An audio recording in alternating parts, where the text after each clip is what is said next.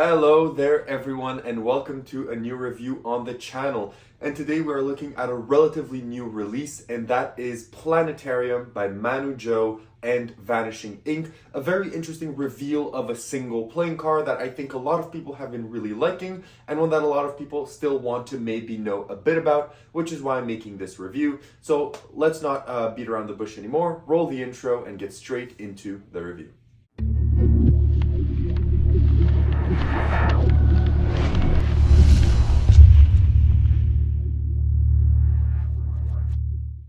Perfect, so decide to stick around, which means you want to learn more about Planetarium. So what is Planetarium? Planetarium, in essence, is a card reveal on a wall by using a card that casts shadows. So it's a bit hard to explain, but essentially I can't perform it to you to the camera because one, I'm filming with the actual camera that has my flashlight, and two, it's really hard in this room to actually get a reflection.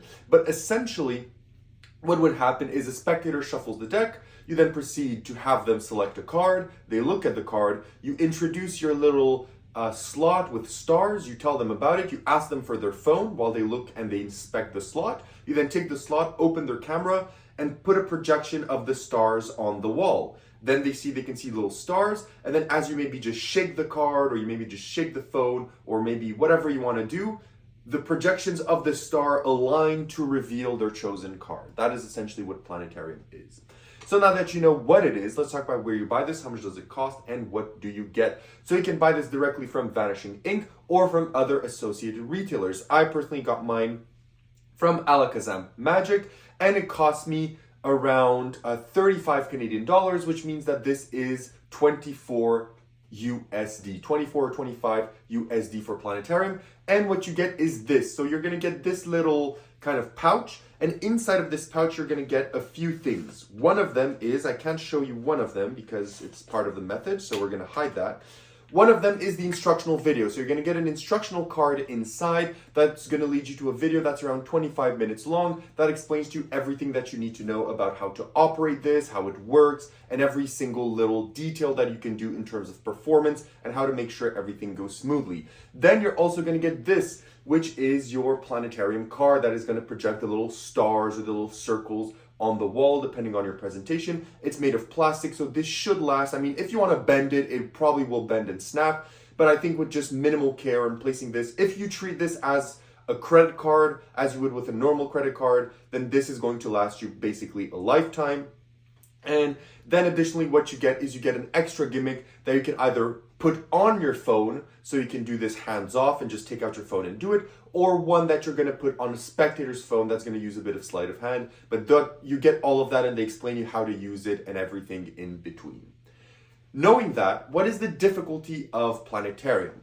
Well, Planetarium is relatively easy to do. Planetarium, as most of you already know, only has one outcome, which means that the card the spectator chooses is not a freely selected card. You're going to have to force the card upon the spectator, which means you can use any force that you like. And that is pretty much all of the difficulty. Then, moving on to the operation of the gimmick, this one is very easy to use. It's very simple, it's very direct. So this one doesn't use anything. The other gimmick can either be attached, as I mentioned, to your phone, which makes it that you don't have to hide anything in your hands. You can be clean, just take out your phone and do it with your phone, and everything is kosher.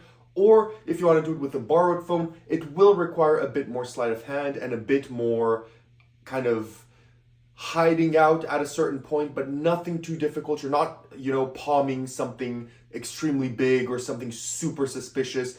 In most scenarios, also, if it's a bit of a dimmer lighting, no one will probably even notice, even if they see maybe a flash in between the fingers. I think it could pass by. So difficulty-wise, it is relatively easy to do. In terms of practicality, one, what do you need to carry around for this is, well, you just need to carry around this small card and the other gimmick that you put inside of your wallet. So this is very easy to carry around. And of course, if you want to do this with a deck of cards, you have to carry around the deck, but you can also do this with equivoke or forcing verbally a card. You can also do it like that without having the need to actually carry around a deck of cards. So that depends on you, but practicality wise, in terms of carrying capacity, it is very good. In terms of angles, it is from 180 to 360. You could do it 360 if you put the projection on the floor. So if you were to do it on the floor so everyone is looking down, you can do it 360. If you want to do it on a wall in front of people, it will most likely be 180 from the camera and back.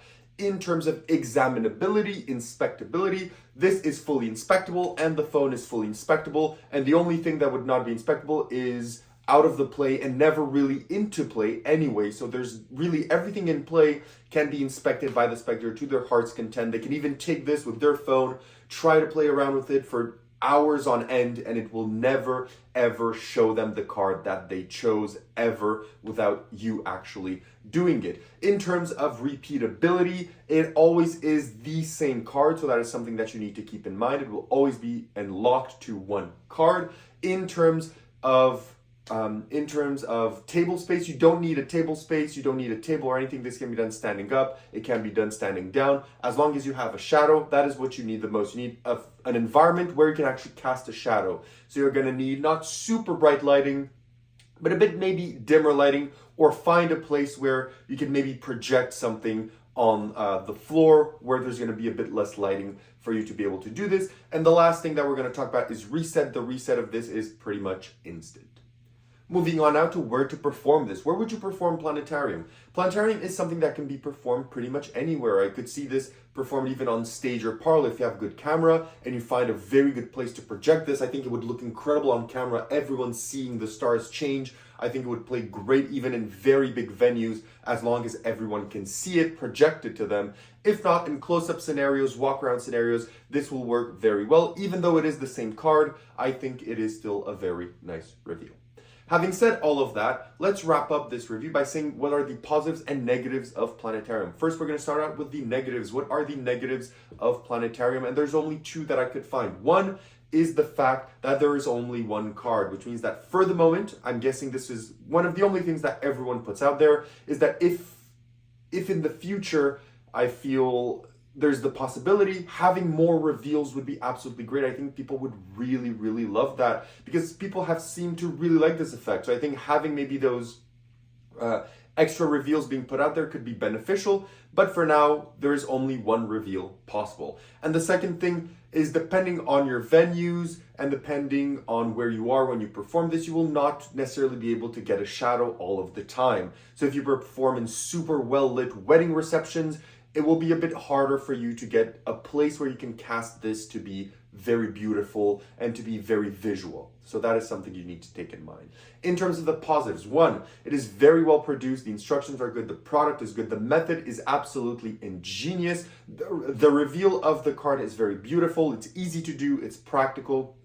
You can do it in a lot of places. And I think that more so it is unique. It's a very unique and fun and original way of revealing a card that I think is great, and the most important part is also fully inspectable.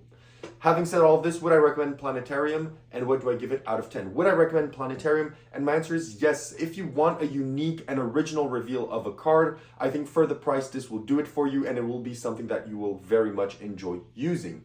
Personally, however, I will not be using Planetarium. It does not necessarily fit my performance styles and the venues that I perform at, and the type of effects that I do, but it is still very good. But because of that, I am giving Planetarium 7.75 on 10. It is very good. It is very usable. It is something that a lot of people are going to enjoy. It is not personally something that I will use, but it is something that I think a lot of you will. So I do still recommend Planetarium and think that is going to be something that is going to appeal to a lot of people. So that's all I have to say about Planetarium. I hope that you enjoyed. If you have any additional questions, leave them down below. If not, I'll catch you all in the next video. Have a great one, and